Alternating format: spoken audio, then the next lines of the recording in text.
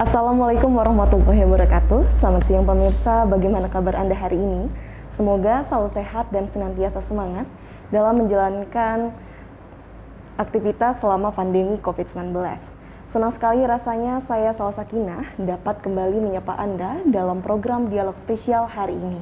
Pemirsa, sebagaimana kita ketahui bahwa pemerintah memiliki peran strategis dalam penanganan pandemi COVID-19. Dan tentu kita semua berharap bahwa pemerintah bisa memformulasikan berbagai upaya untuk bisa mengambil peran penting dalam pandemi COVID-19 saat ini. Dan tentu saja kita akan membahas mengenai kinerja pemerintah bersama Ketua Fraksi PDI Perjuangan Lampung Tengah sekaligus anggota Komisi 3 DPRD Lampung Tengah, Pak Lombok Nainggolan. Selamat siang Bapak. Selamat siang Mbak Salwa. Baik, bagaimana kabarnya Pak? Sehat. Sehat ya Pak, luar biasa. Ya. Baik Pak, tidak terasa memang sudah 1 tahun ya Pak masa jabatan Bapak Bupati Musa dan Bapak Wakil Bupati Ardhito. Dan tepat di tanggal 2 Maret kemarin ya Pak, 1 tahunnya. Ya betul. Mungkin saya ingin bertanya terlebih dahulu, simpelnya saja Pak. Bagaimana Bapak melihat kinerja 1 tahun masa Bapak Bupati dan Pak Ardhito ini? Kalau bisa kita bulatkan berapa nih Pak kira-kira skornya untuk Bapak Bupati Musa? Yang jelas memang belum memuaskan ya. Tapi Baik. kalau, mohon maaf saya buka masker ya. Ya, baik Pak. Kalau kita bicara skor, ya kita beri nilai, di angka 60. Di angka 60 ya Pak untuk Ya. 1 tahun kepengurusan Ya, ini. 60. Baik. Mengapa di angka 60 Pak?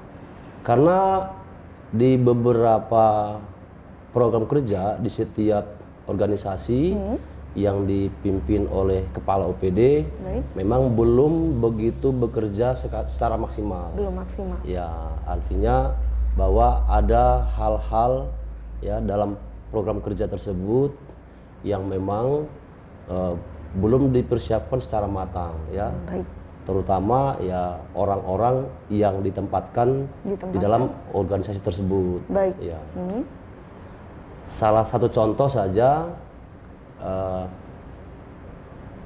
kita menyoroti masalah aparatur pemerintahan yang duduk di kelurahan. Di Ya, kelurahan. jadi Baik. kepala kelurahan yang ditunjuk oleh bupati yang menjadi pemimpin di kelurahan tersebut memang kami melihat tidak begitu menguasai apa yang menjadi tugas pokok dan fungsinya. Baik. Tupoksinya. Jadi beliau tidak bisa bekerja secara maksimal Baik. yang ditugaskan kepada beliau dalam memimpin sebuah kelurahan. Kelurahan. Ya. Sehingga Bapak melihat hal tersebut sebenarnya ada kekurangannya letaknya di mana nih Pak sehingga terjadi kendala tersebut yang akhirnya tidak maksimal. Apakah ada peran juga dari Bapak Bupati yang mungkin kurang untuk turun langsung mengawasi secara langsung atau bagaimana Pak? Jadi memang kalau menurut saya sih bagaimana proses proses seseorang itu bisa dipilih menjadi Baik. seorang kepala kelurahan ya. Baik. Apakah memang yang dipilih itu betul-betul yang memang menguasai di bidang pemerintahan kelurahan, Baik. ataukah memang tidak menguasai? Tidak menguasai. Ya, bagaimana proses ya? Dia dites dulu ya, fit and proper test yang dilakukan apakah memang betul-betul dilakukan secara baik dan benar, Baik. sehingga ditunjuk seseorang itu menjadi kepala kelurahan. Sebagai Nah, ini yang saya kira yang perlu kita pertanyakan. Perlu gitu. dipertanyakan. Iya, karena kalau memang dilakukan fit and proper test yang benar, Baik. ya otomatis seseorang yang dipilih dalam jabatan kepala kelurahan itu adalah orang-orang yang menguasai tupoksinya seperti itu. Jadi tupoksinya. yang kita lihat sekarang itu kan beliau menjalankan sebuah pemerintahan kelurahan, ya kadang-kadang mengambil keputusan yang salah, kebijakan yang tidak sesuai dengan undang-undang. Baik. Ya, salah satu contoh adalah seorang lurah itu melakukan pemberhentian ketua-ketua RT tanpa alasan yang jelas, Baik. tanpa didasari oleh undang-undang yang kuat. Ya, jadi ini adalah sebuah kesalahan fatal ya.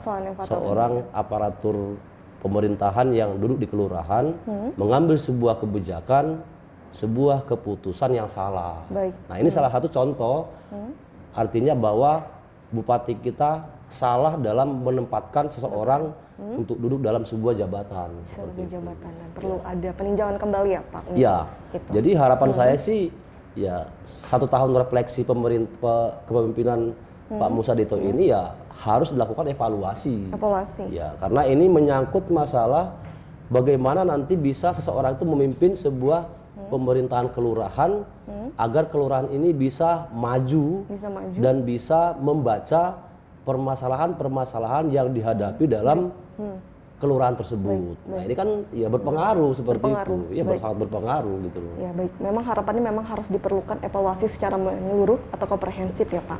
Dan tidak hanya masalah di kelurahan juga. Apakah ada bidang lainnya juga Pak? Saya kira di bidang lain juga. Kalau saya menyoroti di bidang Bina Marga ya, terutama pembangunan infrastruktur di Lampung Tengah ini ya, masih banyak saja pembangunan yang tidak memuaskan, tidak sesuai dengan perencanaan yang telah disepakati. Jadi jalan-jalan itu ada saja yang dibangun ya tidak sesuai dengan apa yang menjadi sesuai dengan anggaran yang memang diberikan untuk proyek tersebut. Ya, jadi sehingga masih banyak oknum-oknum juga ya Pak. Masih banyak oknum-oknum yang memang nakal seperti itu. Jadi infrastruktur yang dibangun itu seperti jalan dan jembatan itu ya masih dalam hitungan bulan sudah rusak seperti itu ya. Benar. Ini menyangkut masalah kualitas bangunan ataupun jalan yang dikerjakan oleh para rekanan seperti itu. Ya masih jauh dari kata memuaskan. Seperti dalam itu. hal infrastruktur ya Pak. Infrastruktur seperti itu. Nah, ini kan berhubungan langsung dengan bagaimana kecakapan seorang kepala dinas yang duduk di sana dalam mengontrol dan juga mengawasi para rekanan itu dalam bekerja seperti itu. Apakah pekerjaan itu dilakukan sesuai dengan perencanaan atau tidak kan ya mereka seperti itu. Jadi kalau kami kan Dewan kan setelah jalan itu jadi ada laporan masyarakat baru kami turun seperti itu. Turun mengkomunikasikan. Iya. Tetapi kan kalau yang mengawasi proses jalan itu dibangun kan ya memang dari pihak Bina Marga seperti itu. Pihak dari Bina Marga. Namun tetap harus ditekankan di sini juga DPRD juga pun turut mengawasi ya Pak. Ya tentu. Langsung dan mengkomunikasikan ke legislasi.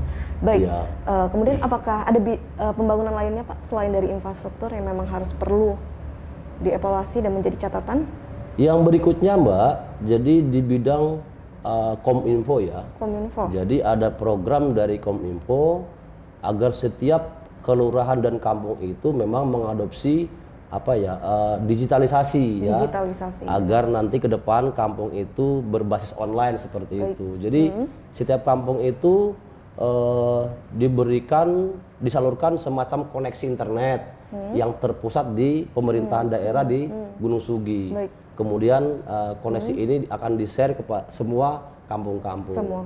Tetapi yang kita lihat di lapangan ada banyak sekali di beberapa kampung yang jaringan ini tidak terkoneksi dengan baik. Infrastrukturnya tidak disiapkan dengan baik. Jadi saya melihat bahwa program ini dijalankan terkesan asal-asalan seperti itu. Jadi tidak ada perencanaan yang baik, tidak ada penyediaan sumber daya manusia yang baik.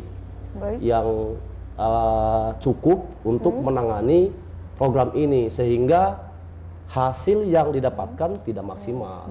Jadi seperti ini kan kita lihat di beberapa kampung semua tidak ada koneksi dan ini menjadi sebuah kekecewaan kepada para kantor-kantor di kantor-kantor kampung ya, bahwa memang program ini tidak menyentuh sasaran.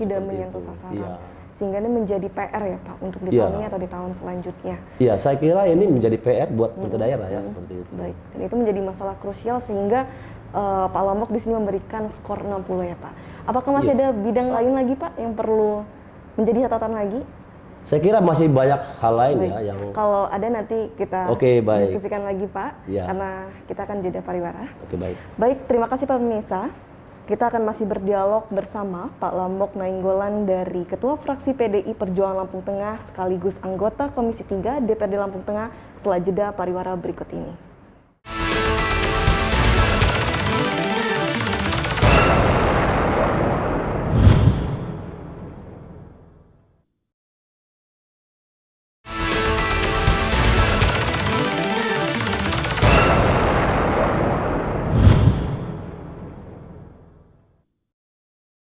Terima kasih pemirsa, Anda kembali menyaksikan dialog spesial dan tentu kita masih berdialog bersama Ketua Fraksi PDI Perjuangan sekaligus anggota Komisi 3 DPRD Lampung Tengah, Pak Lambok Nainggolan. Ya. Baik Pak Lambok, kita lanjutkan kembali perbincangan kita. Tadi sempat terhenti ya Pak. Ya. Apakah masih ada lagi Pak yang ingin disampaikan catatan mengapa akhirnya Pak Lambok memberikan skor 60 untuk masa atau refleksi 1 tahun Pak Musa dan Pak Dito ini? Ya, saya kira masih ada, ada? hal yang lain ya. Jadi ini terkait masalah bagaimana seorang kepala OPD itu merencanakan program kerja dalam 1 tahun. Baik.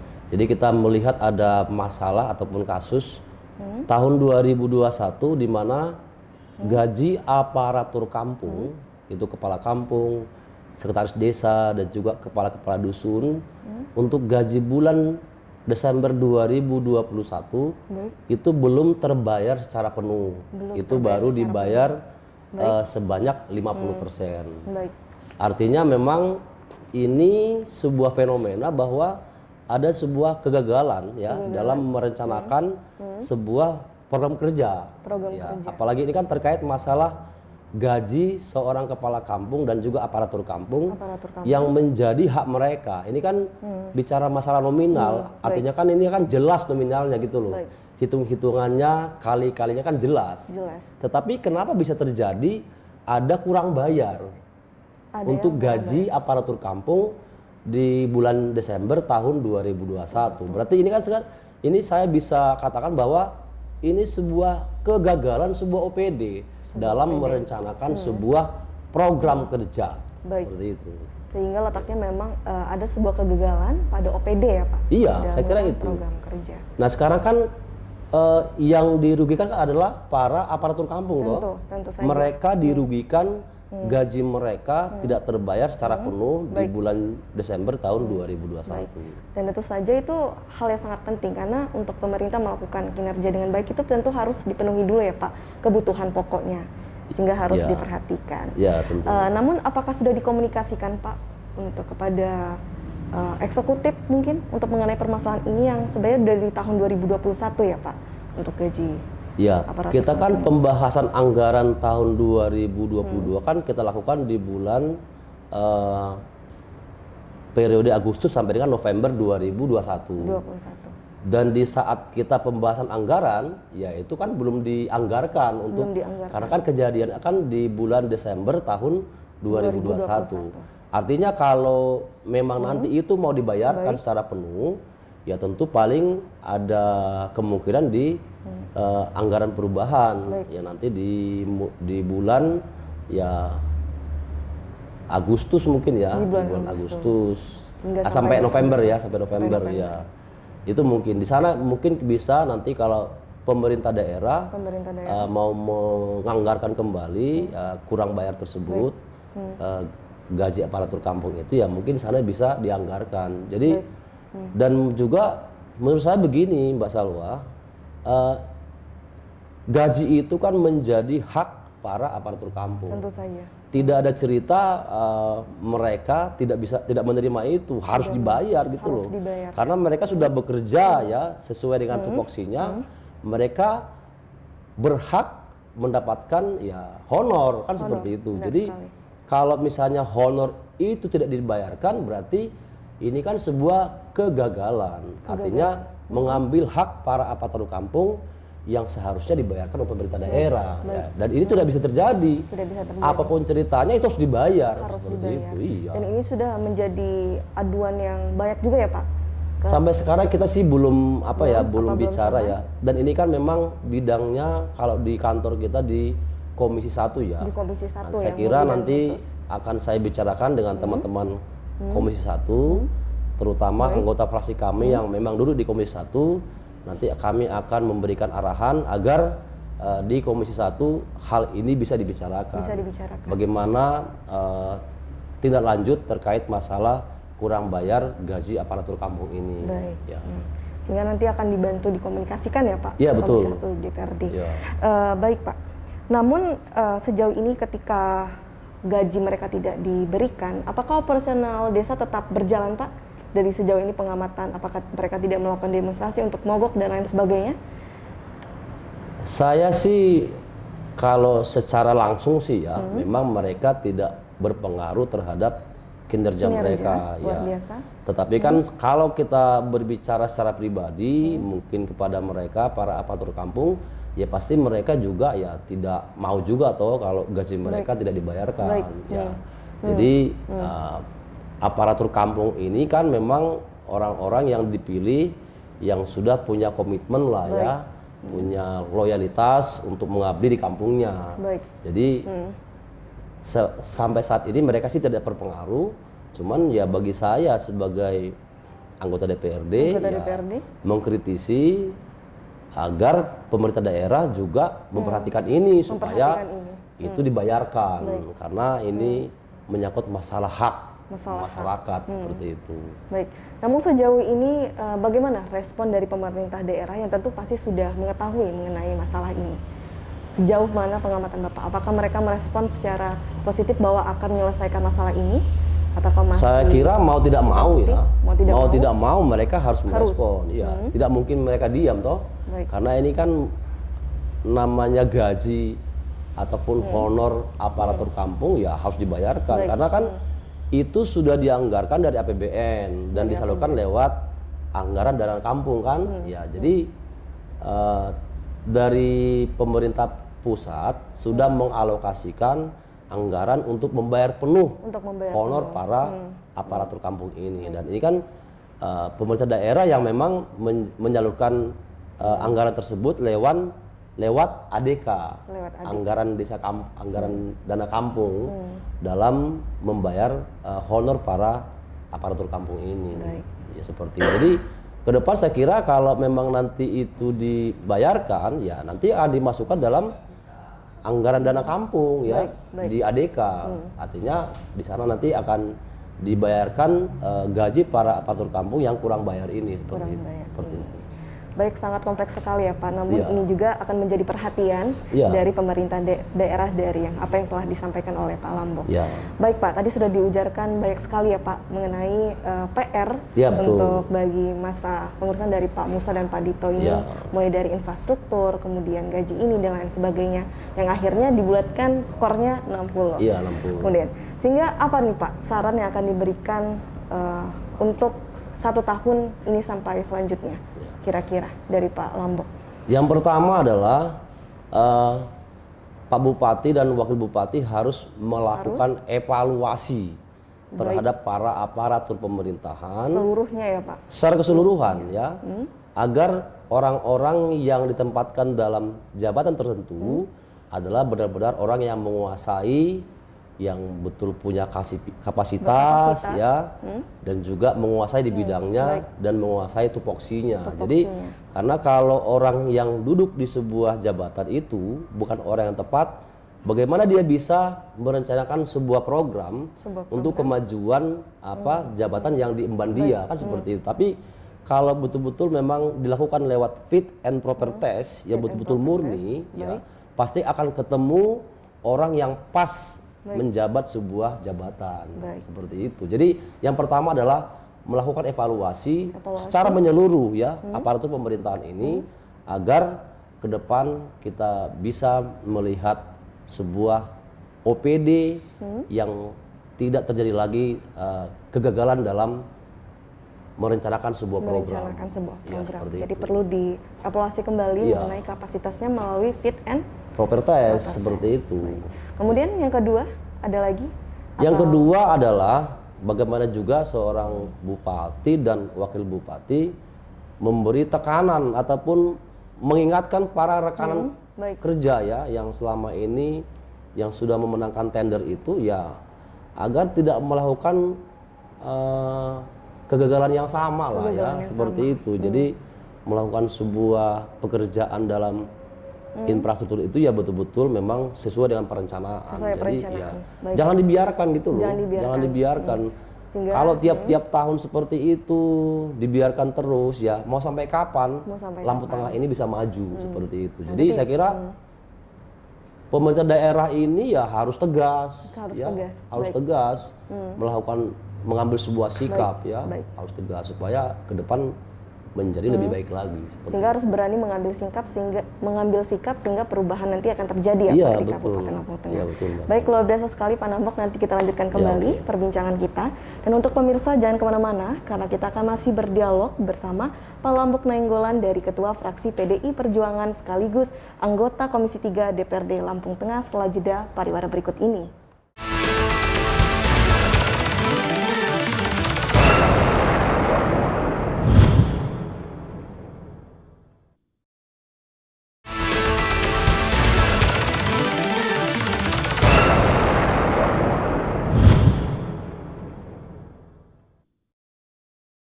Terima kasih pemirsa, Anda kembali menyaksikan dialog spesial bersama Ketua Fraksi PDI Perjuangan sekaligus anggota Komisi 3 DPRD Lampung Tengah.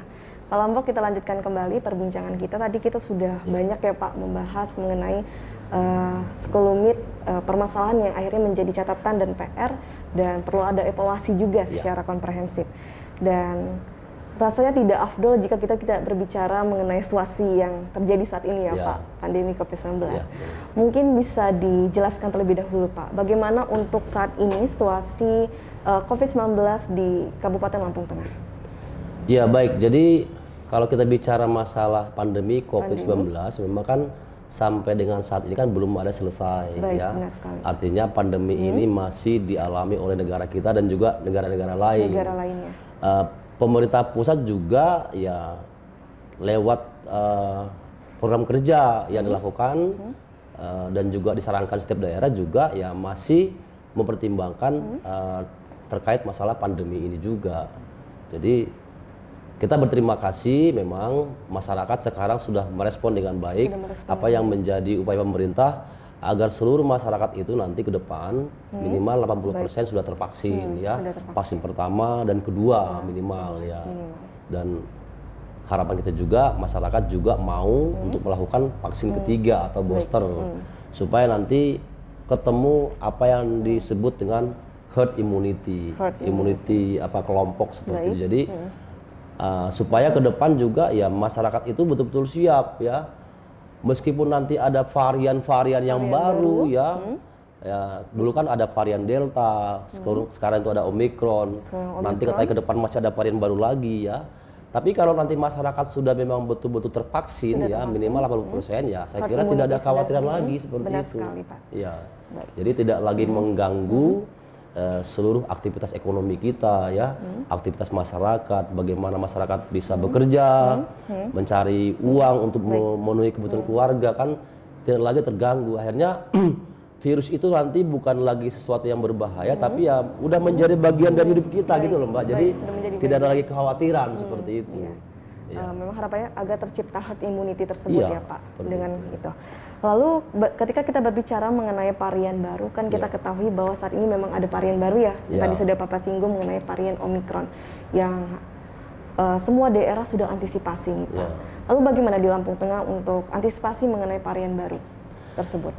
Ya, saya kira dari pemerintah daerah sih sudah memberikan sebuah anjuran bahwa agar masyarakat itu pertama wajib melakukan vaksin ya. Baik, tetap harus vaksin. Pertama dan kedua. Kemudian juga supaya masyarakat itu berusaha untuk menjaga hidup bersih, seperti itu pola hidup bersih ya. dan sehat. Pola hidup bersih dan sehat seperti itu ya. Kemudian ketiga ya untuk menghadapi varian Omicron ini memang harapan kita agar masyarakat itu tidak terlalu khawatir yang berlebihan. Tidak terlalu berlebihan. Karena dari pengalaman-pengalaman yang dialami oleh masyarakat, varian Omicron ini memang kan penyebarannya cepat, tetapi kan resikonya memang kan tidak terlalu berbahaya seperti varian Delta. Kalau varian Delta dulu kan itu sangat menyerang organ pernapasan kita sehingga harus dibantu oksigen. Tapi kalau kita melihat kasus-kasus Omikron yang selama ini terjadi ya, itu dari pengalaman dan data yang saya lihat ya, saya tidak menguasai masalah bidang kesehatan, bahwa hanya dengan isolasi mandiri para penderita ini sudah bisa sembuh. Sudah bisa ya. sembuh. Dengan isolasi mandiri antara 4 sampai 5 hari. 4 sampai 5 hari. Kemudian nanti lewat antibodi kita akan membunuh virus tersebut. Baik. Akhirnya kita bisa kembali sembuh. Baik. Jadi saya kira dengan fenomena ini, pengalaman ini ya yang kita lihat di tengah-tengah masyarakat, tidak perlu khawatir yang Tidak perlu berlebihan. khawatir Ya, berlebihan. jadi tidak perlu artinya mengganggu aktivitas semua masyarakat. Yang penting tadi bahwa tetap kita prokes ya. Dan yang pertama vaksin ya Pak? Vaksin juga ya, Harus betul. Vaksin. Kemudian kita beraktivitas harus prokes juga. Jadi kita ikuti apa yang menjadi anjuran pemerintah. dari pemerintah. Seperti itu. Sehingga dapat bisa disimpulkan bahwa dari data tersebut, jadi pengawasan tidak dilakukan lagi secara ketat ya Pak, untuk jaga jarak dan lain-lain di Lampung Tengah? Kalau Satgas sih tetap bekerja, tetap bekerja. Artinya begini loh, kalau misalnya ada aktivitas yang memang melibatkan kerumunan itu hanya boleh 50%, kemudian menjaga jarak, mencuci tangan, menggunakan masker seperti itu ya. Nah, itu tetap diberlakukan. Ya, tetapi masyarakat tidak perlu terlalu khawatir. Tidak perlu terlalu khawatir. Baik, luar biasa sekali Pak Lambok, namun tidak terasa kita sudah di penghujung acara. Ya. Mungkin sekiranya bisa, apa yang ingin disampaikan oleh masyarakat yang telah setia menyaksikan kita dari awal hingga akhir secara singkat Pak. Baik. Ya baik, untuk masyarakat Lampung Tengah tetap semangat ya, tetap juga menunjukkan kepedulian kepada orang-orang di sekitar kita, karena apapun kita itu bagaimana kita bisa bermanfaat untuk orang lain. Saya kira itu. Terima kasih. Bermanfaat bagi orang lain. Ya. Baik, luar biasa sekali Pak Lambok. Semoga sukses dan sehat selalu ya Pak Ya. ke depannya. Terima kasih. Dan tak lupa saya ucapkan terima kasih juga untuk seluruh pemirsa yang telah setia menyaksikan dialog spesial hari ini. Semoga kita doakan semoga masa kepemimpinan Pak Musa dan Pak Dito bisa terus menciptakan perubahan sehingga masyarakat di Kabupaten Lampung Tengah akan merasakan kesejahteraannya. Baik, saya Salwa Sakinah mewakili kru yang bertugas hari ini pamit undur diri. Wassalamualaikum warahmatullahi wabarakatuh. Sampai jumpa.